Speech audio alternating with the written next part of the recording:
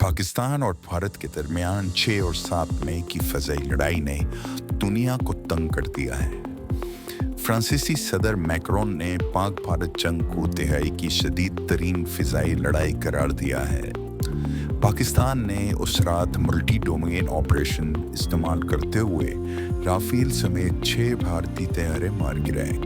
उस रात क्या हुआ था, आइए सुनते हैं एल पोमोडोर खालिद चिश्ती से, जो बराह रास्त इस ऑपरेशन की निगरानी कर रहे थे।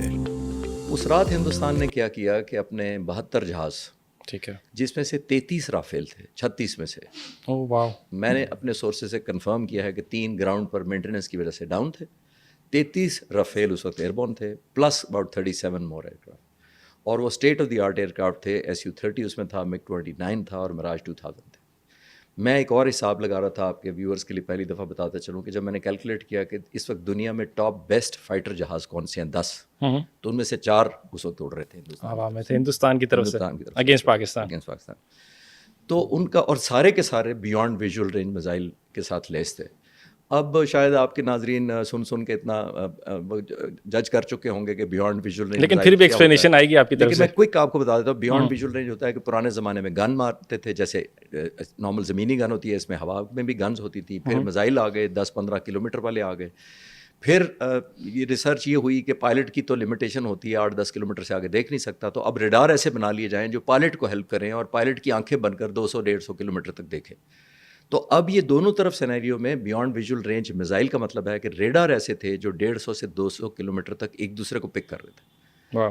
तो हिंदुस्तान के जो 72 जहाज़ थे वो हमारे अंदर तकरीबन 150 किलोमीटर तक अंदर तक हमारे जहाज़ों को देख सकते थे। ठीक है, अब मैं क्विक फ्लैशबैक करके आपको J-10C पर ले जाता हूँ, जो हमारी तरफ से उड़ रहे थे, और J-17 ब्लॉक थंडर थी, और F-16 भी उड़ रहे थे उसी कॉम्बैट में। हमने तकरीबन 40 के करीब हवा में काउंटर करने के लिए टेक ऑफ कराए मुख्तलिफ जगहों से। ठीक है। ये पाकिस्तान की पूरी एयर स्पेस के इर्द गिर्द उन्होंने स्प्रेड किए हुए थे, जो अपने उनके 72 जहाज़ थे, उनके थे, क्योंकि सरप्राइज रखना चाहते थे कि कौन सी पेनिट्रेट करेगी, कोई बॉम्ब करेगा कि नहीं करेगा। ज़रा विजुलाइज, ये रात को करें, 12:15 के करीब अंधेरा है। पाकिस्तान को उन्होंने रिएक्टिव मोड में रखा। और आपके व्यूअर्स के लिए ये मैं बताता चलूँ कि जो ऑफेंस करता है उसके पास इनिशिएटिव उसके पास होता है, बिल्कुल ऐसे, उसके पास लोकेशन उसकी चॉइस होती है, टाइमिंग उसके पास होती है, और इंटेंसिटी भी उसके पास होती है। और जो डिफेंड कर रहा होता है उसके बाद तीनों एक नेगेटिव होता है, ना उसको इनिशिएटिव का पता होता है, ना इंटेंसिटी का पता होता है, ना प्लेस का पता होता है, ना कंसंट्रेशन का पता होता है। तो 72 जहाज जब आए, पाक फिजाई ने रिस्पॉन्ड बैक किया और हमने भी एयरबोर्न करवाए।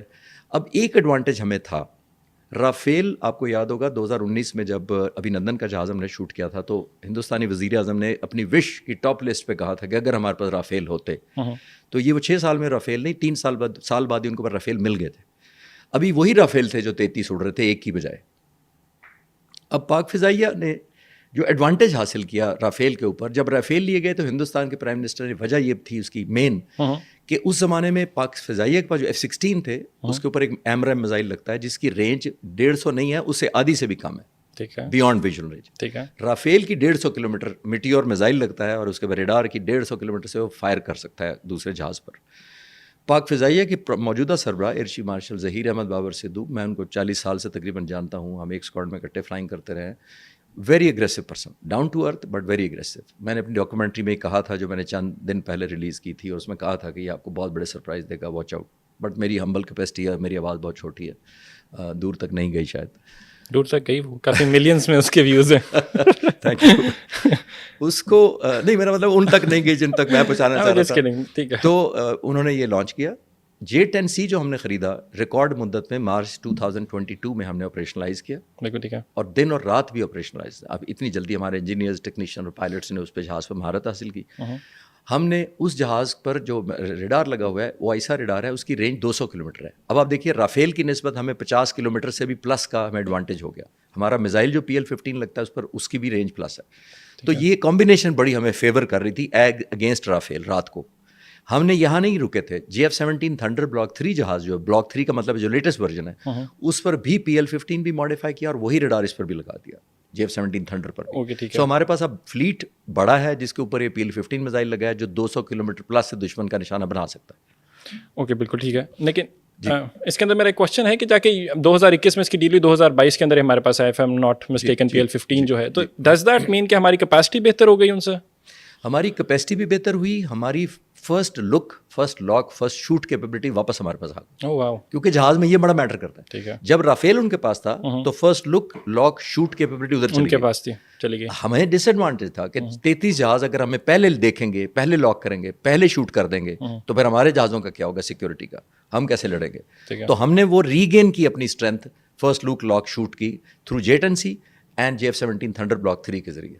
تو اب ہمارے پاس جو بلاک 3 کے کچھ 50 کے قریب جہاز ہیں ان پر بھی یہی ہے, اور تقریباً جو ایک اسکواڈرن ہمارے پاس جیٹ این سی کا ہے اس پر بھی یہی کیپبلٹیز ہے. تو ہمیں ایڈوانٹیج تھا بیانڈ ویژول رینج میزائل کا. میں اس رات آپریشنز روم سے پاک فضائی کے ساتھ ڈائریکٹ رابطے میں تھا جب یہ جہاز 40 ہوا میں مقابلہ کر رہے تھے. اینڈ بلیو یو می, مجھے انڈرمائن نہیں کرنا چاہیے, but it's like a video game, because آپ رات ہے پورے اسپیس میں اور 72 جہاز ادھر سے ہیں, 40 ہمارے ہیں, 110 جہاز ہیں, ذہن میں رکھیے گا. اور جو انڈین کی طرف سے SU-30 اڑ رہا تھا وہ ڈول سیٹر جہاز ہوتا ہے. اس کا مطلب ہے پاکستان کے 40 پائلٹس کے مقابلے میں ان کے تقریباً 90 پائلٹس تھے ہوا میں تھے. یہ بھی ذہن میں رکھیے. ہر ایک کے پاس بیانڈ ویژول رینج تھا دونوں طرف سے. اب یہ دیکھیے, اگر آپ ویژولائز کریں ذرا کہ پاکستان کے 40 جہازوں کے مقابلے میں ان کے 72 جہازوں پر ہر جہاز پر 4 سے 6 بیانڈ ویژول رینج میزائل لگتے ہیں, ایک نہیں لگتا.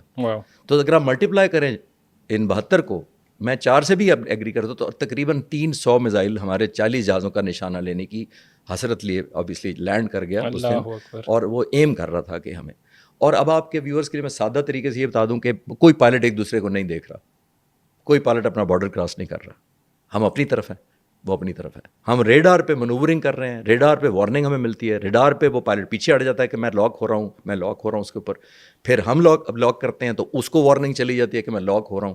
یعنی یہ پیشنس, پرسیویرنس, الٹیمیٹ اسکل کا وہ تھا, ڈیسیژن میکنگ کا یہ امتحان تھا. ہمارے ایئر فورس چیف آپریشنز روم میں ساری لڑوا رہے تھے, اپنے سامنے اسکرینس پہ ساری لڑائی دیکھ رہے تھے, ایک ایک جہاز کو ڈائریکشن دے رہے تھے, پرسنلی گیٹنگ انوالوڈ. میں کہنا یہ چاہ رہا ہوں کہ اس لیول تک دنیا میں میں نے نہیں سنا کبھی ایئر چیف نے خود رات کے 12:30 بجے 70 جہاز.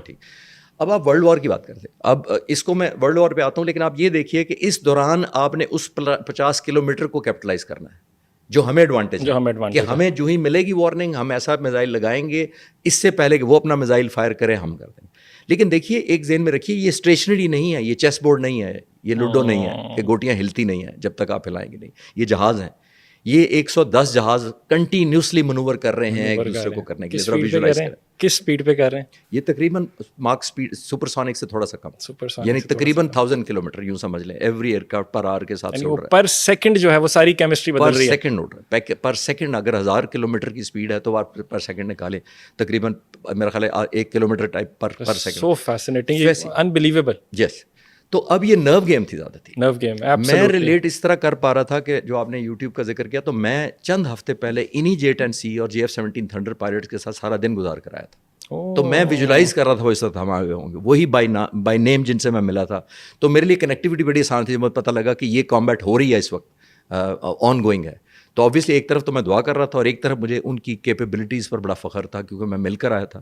اور مجھے نہیں یقین تھا کہ اتنے ہفتے کے بعد ہی ان کی جو یہ مجھے کہہ رہے ہیں, جو یہ کلیم کر رہے ہیں, جو مجھے جوشیلا پن دکھا رہے ہیں کہ سر دشمن کو 1 انچ اندر نہیں آنے دیں گے, دشمن کو سبق سکھائیں گے, مجھے نہیں یقین تھا کہ یہ it will be put to test within weeks. Sir I have goosebumps listening to دس.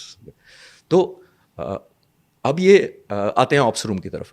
مجھے جب پہلی دفعہ ملا, فون پہ تھا میں, کنٹینیوس رابطہ, سیکیور لائن تھی اوبیسلی, تو مجھے پہلے بتایا گیا کہ 1 2 3. تو یقین کریں میں آن دا لائٹر نوٹ اب کہہ رہا ہوں کہ میں نے کہا کہ یہ جہازوں کی باتیں کر رہے ہیں مارنے کی.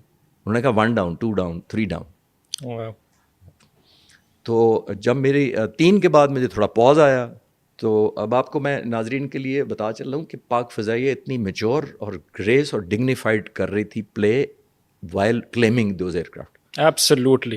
100%. یہ بڑا important. I had a question about this. Absolutely. وہ اگر آپ بعد میں پوچھ رہا لیکن میں آنسر کر سکتا ہوں. نہیں, you do that. مجھے تقریباً 2:30 بجے جو نیکسٹ کال آئی ہے فرام دا ٹاپ لیڈرشپ, تو مجھے کہا گیا کہ آپ 6 جہاز کنفرم ہیں. میں نے ان کو کہا سر مبارک ہو,